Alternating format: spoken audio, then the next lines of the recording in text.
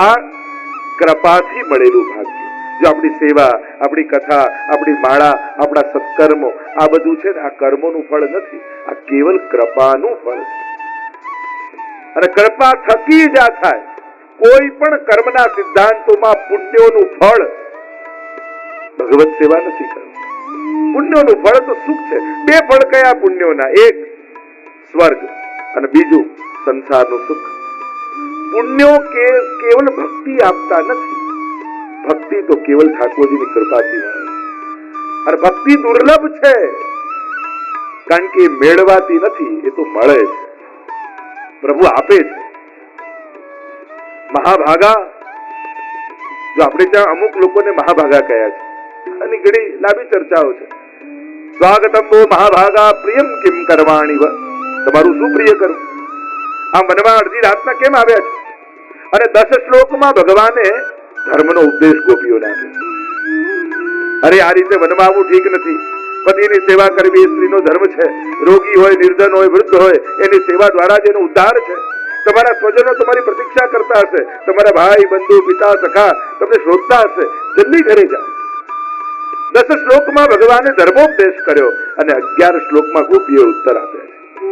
પ્રભુ બોલી રહ્યા છે ત્યારે ગોપીઓ કહ્યું કે પ્રભુ બોલી લીધું, પૂરું થયું, હવે અમારો વારો છે. મૈવમ વિભોરતિ ભવાન જલિતુમ નુશંસમ સંત્યક્ત સર્વ વિષયાં તવ પાદમૂલમ. પ્રભુ આપ અમને ધર્મનો ઉપદેશ આપો છો. પ્રભુ પ્રત્યેક ધર્મ ધર્મીને મેળવવા માટે હોય છે. જેમ કોઈ ગુલાબનો છોડ ઉગાડે ને આજુબાજુ કાંટાની વાડ કરે, પણ એ કાંટાની વાડ સાચવવામાં એટલો મજબૂર થઈ જાય કે છોડને પાણી પાવાનું ભૂલી જાય, તો એ તો મૂર્ખ કહેવાય. કાંટાની વાડ ગુલાબના છોડને બચાવવા માટે છે.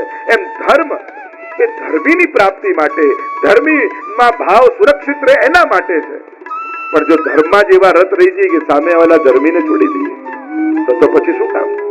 અને પ્રભુ આપ અમને ધર્મ શીખવાડો છો કે સ્ત્રીનો શું ધર્મ છે અમે પણ જાણીએ છીએ. અમે સુતી રૂપા છીએ, અમે ઋષિ રૂપા છીએ.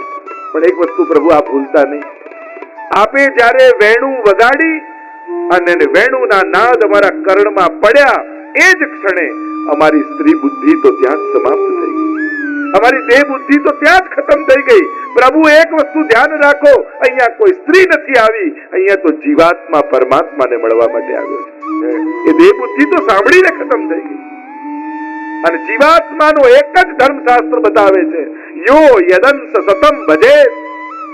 અંશે પોતાના અંશીને ભજવું એ જ અંશીનો ધર્મ છે, એ જ અંશનો ધર્મ છે. અને એટલા માટે અમે તો ધર્મ જ કરી રહ્યા છીએ. અને પ્રભુ એક વાસ્તુ યાદ રાખો, પ્રભુ આ દેહ કેટલાય જન્મો લઈને આવ્યું અને દરેક જન્મમાં આ દેહના કોઈ જુદા પતિ હતા. દરેક જન્મમાં જુદા હતા આ દેહના. પણ પ્રભુ પ્રત્યેક જન્મમાં આત્માના પતિ તો આપ જ હતા.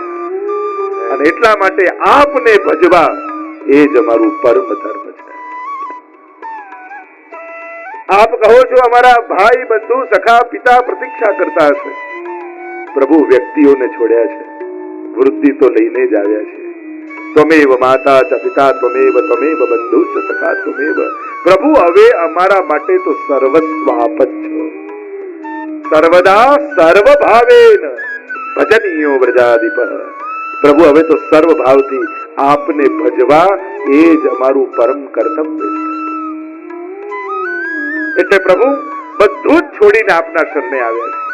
ગમે તેટલા ઉત્તમ અનાજના દાણા હોય, પણ એકવાર શેકી નાખો ને, પછી સારામાં સારું ખાતર નાખો, પાણી નાખો, જમીન આપો, એમાં ફણગા ફૂટતા નથી. પ્રભુ આ હૃદયની લાગણીઓ હવે આપના પ્રેમમાં શેકાઈ ચૂકી છે. આને સંસારની ભૂમિમાં વાવવા જશો ને તો એમાં સંસાર માટે ફણગા નહીં ફૂટે. હવે અમે સંસારના કામના નથી રહ્યા. પ્રભુ સંસારમાં મોકલશો તો સંસારના લોકો દુઃખી થશે, કારણ કે હવે અમે સંસારને ઉપયોગમાં આવી એમ નથી. હવે તો કૃષ્ણમય થયા છે. જાકો મન લાગ્યો ગોપાલ સો તાહી और कैसे भावेरी. लोक लेकर मीन दूध में राखो जल बिन सचु नहीं पावेरी. जो सुरारन भूमि चलत है पीर न काहू जरावे. જ્યાં સુધી પ્રભુમાં પ્રેમ નથી પ્રગટ્યો ને ત્યાં સુધી સંસાર સુરક્ષા આપે, સુરક્ષા આપતું લાગે, જે ક્ષણે ભગવાનમાં પ્રેમ લાગી ગયો એ દિવસે આ જ લાગતી સુરક્ષા બંધન જેવી લાગવા માંડે. જેમ કોઈ કન્યા હોય 12મું પાસ કરીને કોલેજમાં જાય છે, પહેલો દિવસ છે એટલે એને થોડું મનમાં ભય લાગે, કોલેજનો પહેલો દિવસ એટલે પપ્પા તમે મૂકવા આવજો ને, બહેનપણીઓને ફોન કરે આપણે બધા ભેગા જઈશું, અને આ બધા હોય તો સુરક્ષા જેવું લાગે. પહેલો દિવસ કોલેજમાં જઈએ છીએ, પણ 1 વર્ષ ભણતા ભણતા થઈ જાય અને એને કોઈની જોડે પ્રેમ થઈ જાય, અને પ્રેમ થઈ ગયો એટલે એને એમ થાય કે આજે પપ્પા મૂકવા ના આવે તો સારું, આજે બહેનપણીઓ ના આવે તો સારું. જે સુરક્ષા લાગતા હતા પ્રેમ થયા પછી એ જ બંધન લાગવા માંડ્યા. એમ જ જેનું મન ભગવાનમાં લાગી ગયું પછી સંસાર એને સુરક્ષા આપનારો નથી રહેતો, પછી તો બંધન જેવું લાગવા માંડે. એટલે આપણે ત્યાં તો ગોવિંદ સ્વામી આદિના પ્રસંગમાં આવે ને કે દીકરી આવી બોલ્યા નહીં, કહ્યું કેમ નથી વાત, કે મને એક છે ઠાકોરજીમાં સોંપી દીધો, બીજું હોય તો તારામાં લગાડો. કુમનદાસની વાર્તામાં જો ત્યાં સિંહ મારી નાખે છે દીકરાને, મૂર્છિત થઈને પડી ગયા કુમનદાસ. પૂછ્યું કે જો આ મોં તો કોઈને છોડતો નથી, ત્યારે કહ્યું કે આ મોં નથી પણ સૂતક લાગ્યું ને શ્રીનાથજીના દર્શને નહીં જવાય એટલે મૂર્છિત થઈને પડ્યા. એક વાર્તા અમ્મા ક્ષત્રાણીનો પ્રસંગ જો, બંને નાના બાળકો, પહેલા એક નાનું બાળક ગુજરી ગયું, બીજું ગુજરી ગયું, અને બંને બાળકો ઠાકોરજી સાથે રોજ રમતા, અને અમ્મા સેવામાં પહોંચીને બહાર આવીને રોજ રડે, અને રડે એટલે ઠાકોરજીથી સહન ન થયું. ગુસાઈજીને જઈને ફરિયાદ કરી કે આપની આ સેવક રડે છે અને મને દુઃખ થાય છે, આપ એને સમજાવો કે એનો સાચો બાળક તો હું છું. ગુસાઈજી આવીને સમજાવે છે, અમ્મા રડો છો શા માટે, તમારા બાલકૃષ્ણલાલ તો હજી તમારા ખોળામાં રમે છે. આ તો નશ્વર દેહ હતા, ખતમ થયા. અમ્માએ કહ્યું કે એટલા માટે નથી રમતી કે રડતી કે બાળક ગયા, એટલા માટે રડું છું કે મારા ઠાકોરજીના ખીલોના તૂટી ગયા. મારા લાલન રોજ આ બંનેની સાથે રમતા, અને હવે મારો લાલન એકલો પડી ગયો, એ મારાથી જોવાતું નથી. આવો ઉત્કટ ભાવ. પ્રેમ નથી થયો ત્યાં સુધી બધા સંસારના લોકો એમ લાગે તમે સાથે છો, આ સાથે છે, પેલા સાથે છે. સમર્થનો સાથ સુરક્ષા આપનારો લાગે. પ્રભુમાં પ્રેમ થાય ને એટલે સમજાઈ જાય કે આ બધા અસમર્થ છે, અને દુનિયામાં ભગવાને કોઈને પણ એટલા મહત્વનો બનાવ્યા નથી કે જેને કારણે દુનિયાનું કામ રોકાય. દુનિયામાં કેટલા મોટા મોટા મહાપુરુષો આવ્યા, નેતાઓ આવ્યા, કેવા કેવા લોકો, એમ તો આ નહીં રહે તો શું થશે દેશનું, આ નહીં થાય તો દુનિયાનું શું થશે.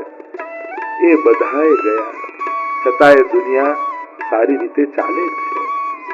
પ્રભુએ કોઈને એટલે ઘણી વાર લોકો ઘરમાં કે અમે નહીં રહીએ ત્યારે ખબર પડશે ઘર કેમ ચાલે છે.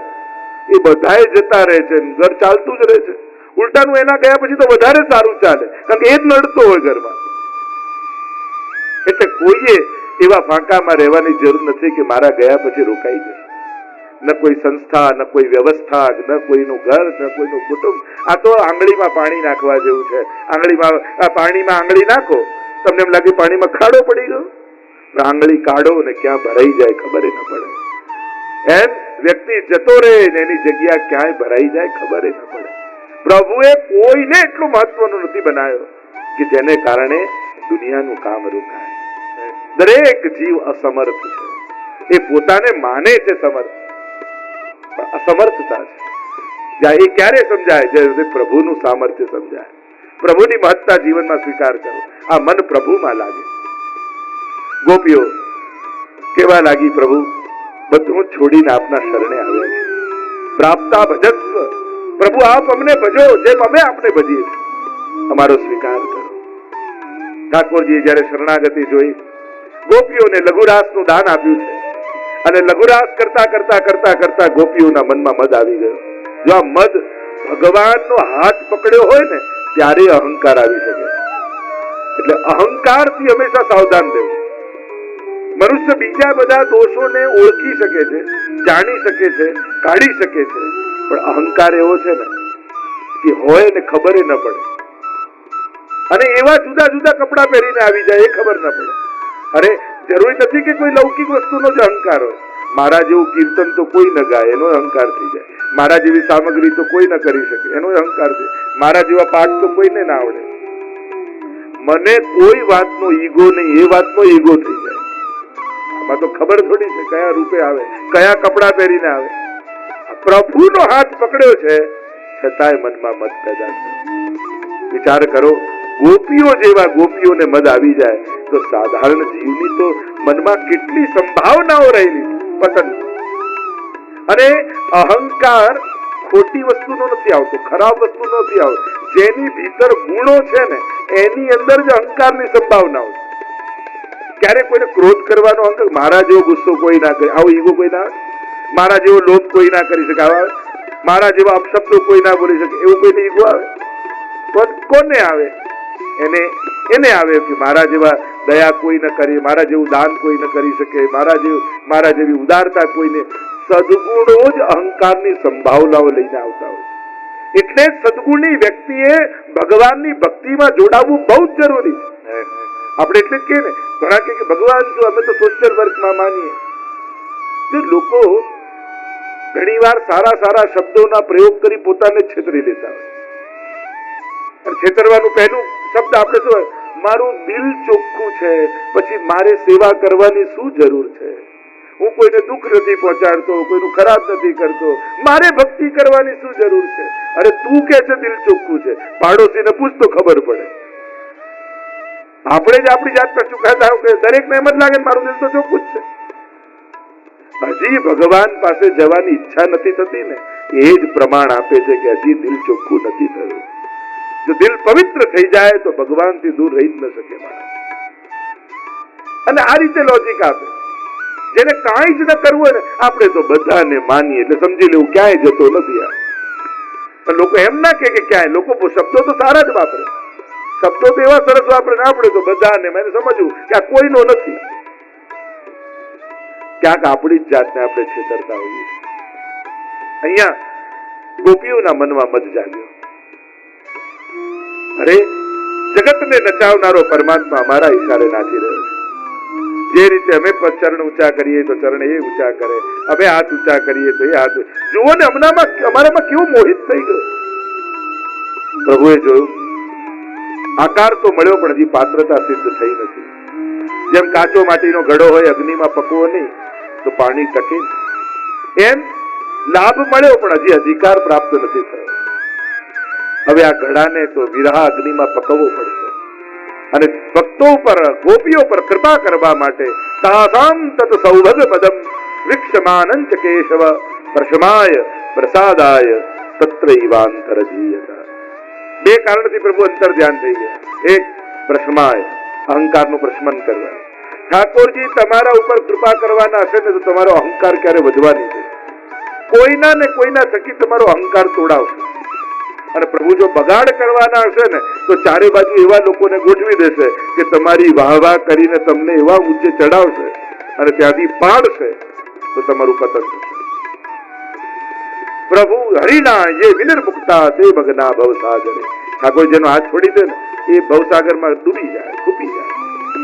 પ્રશમાય, પ્રશમન કરવા. આપણે ત્યાં રાણીનો પ્રસંગ નથી આવતો કે દર્શન કરવા જવું પણ હું જ એકલી કરું, બીજું કોઈ નહીં, અને પાછી ચાદર ને છત્ર લઈને જાઉં. ઠાકોરજી દરવાજો ખોલ્યો, નજારોની ભીડ આવી, એકે કપડું ન રહ્યું.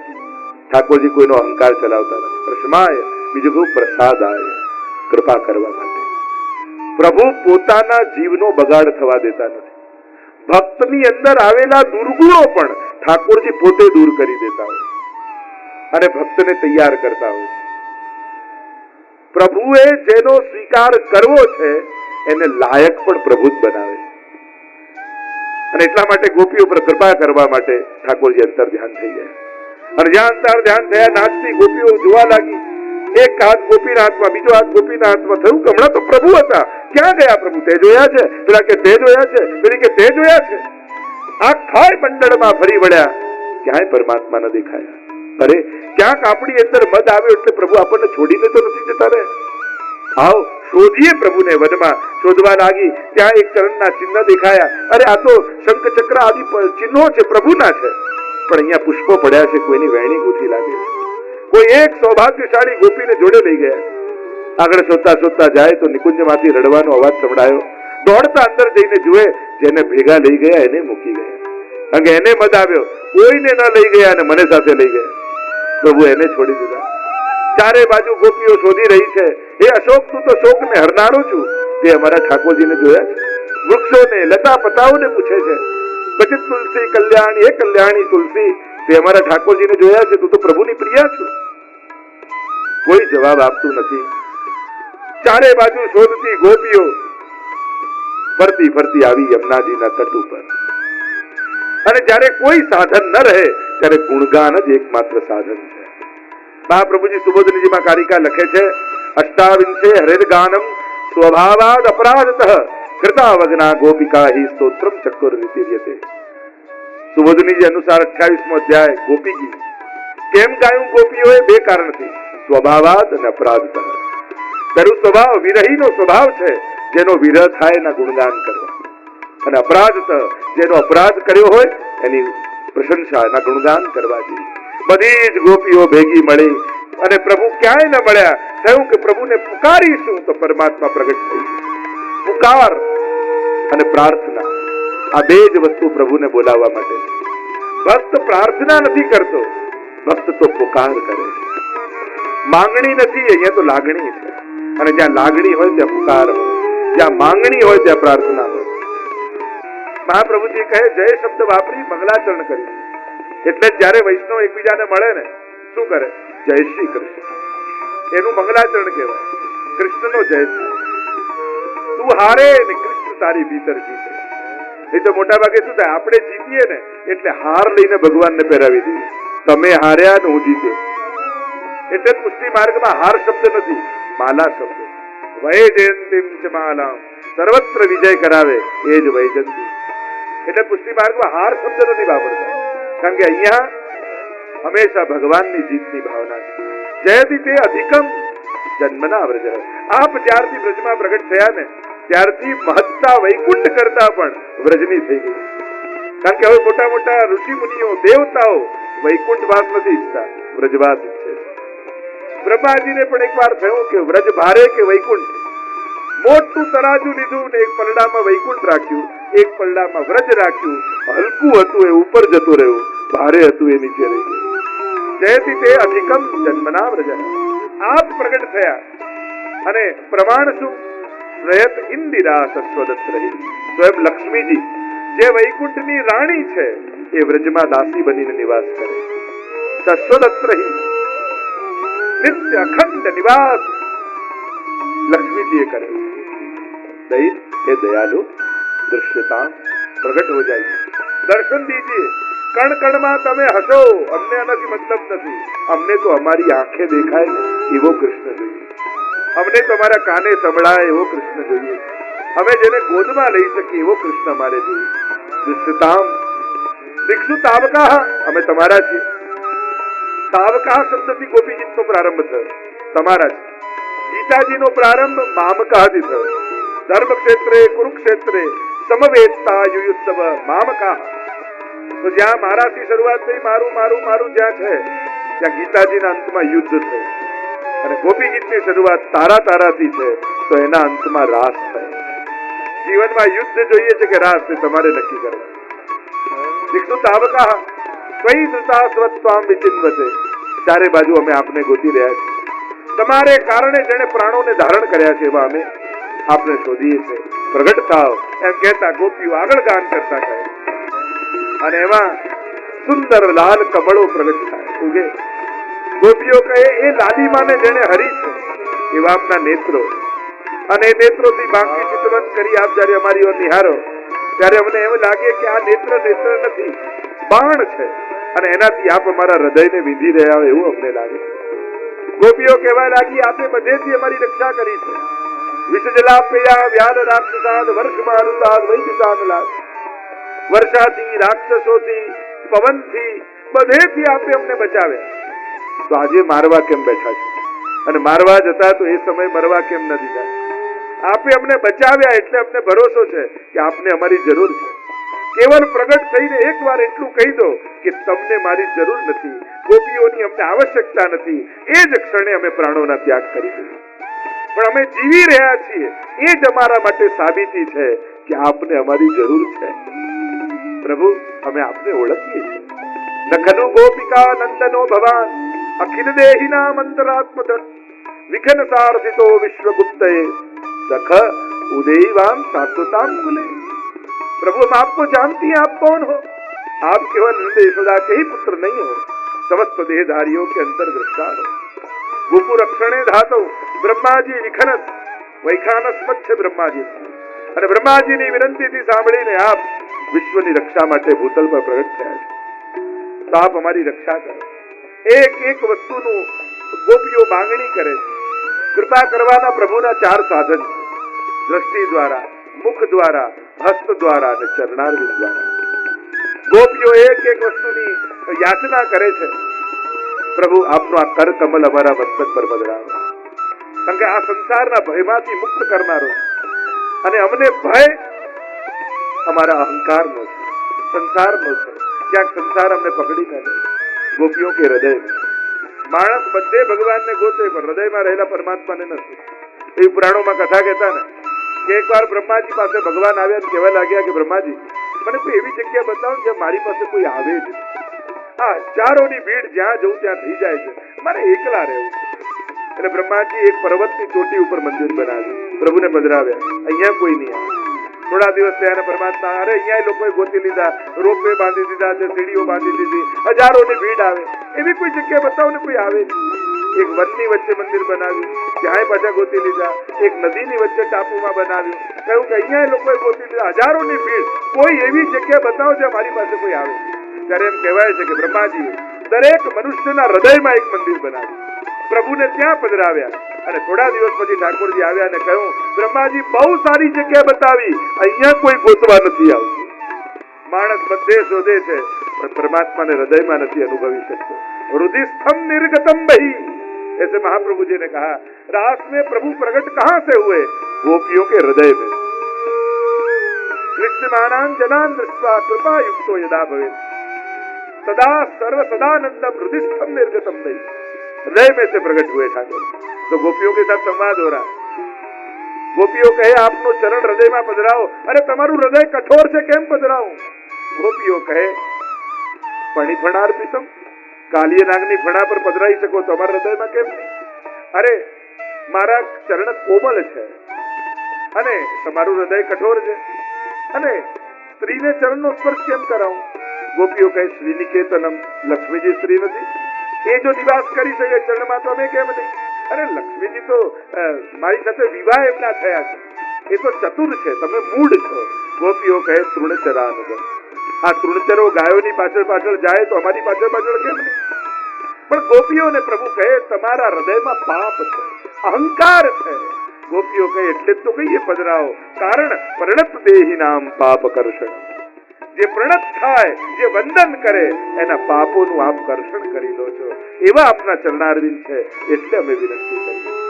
ગોપીઓ એક એક વસ્તુનું સ્મરણ કરતા કરતા મધુરિયા વિગીરા વલ્કુ વાક્યયા બુધ મનોજ્ઞયા, પ્રભુ આપને મીઠા મીઠા વચનો, પ્રભુએ આપનો વિશાળ વક્ષસ્થળ, પ્રભુએ આપનો એકાંતિક વિહાર, સંયોગમાં જે જે વસ્તુ આનંદ આપતી હતી, વિપરીત